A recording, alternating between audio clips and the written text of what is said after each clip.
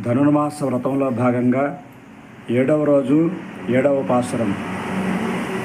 కీసుకేశం రంగుమానైచ్చాతగలందు పేసన పేచరపం కేటిరయో పేయపెണ്ണే కాసం పిరప్పం గలగలప్పక్కై పేటు వాసన రంగల నాయచ్చయర్ను మత్తినాల్ ఒసైబడు తతుయరవం కేటిలయో నాయక్క పెண்ணில்லாய் நாராயணன்மூர்த்தி கேசவனை பாடவம் நீ கேட்டே கிடத்தியோ தேசமுடையாய் తిరువేలో రెంబావాయ్.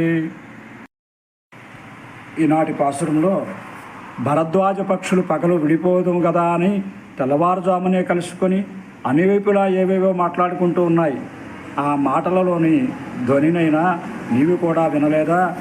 ఓ పిచ్చిదానా, కుసుమాలంకృతమైన కేశబంధమును విడుట చేత సుగంధమును వెదజల్లుచున్న జుట్టుముడులు గల గోపికలు కవములతో పెరుగు చిలుకునప్పుడు వారి చేతులు కంకణధ్వనులు మెడలు అని ఆభరణధ్వనులతో కలిసి విజృంభించి ఆ శబ్దము ఆకాశాన్ని అంటుతూ ఉన్నది. ఆ ధ్వని వినలేదా ఓ నాయకురాలా? సర్వపదార్థాలలో కూడా వాత్సల్యంతో వ్యాపించి ఉండి మనకు కనపడాలనేటువంటి మూర్తిమంతుడై కృష్ణుడిగా ఈ కాలంలో అవతరించి విరోధులను నశింపజేసిన ప్రభువును కీర్తిస్తూ ఉండగా విని ఉండలేదా? ఇంకా నీవు పరుండి ఉన్నావా? నీ తేజస్సు మాకు కనపడుతూ ఉన్నది.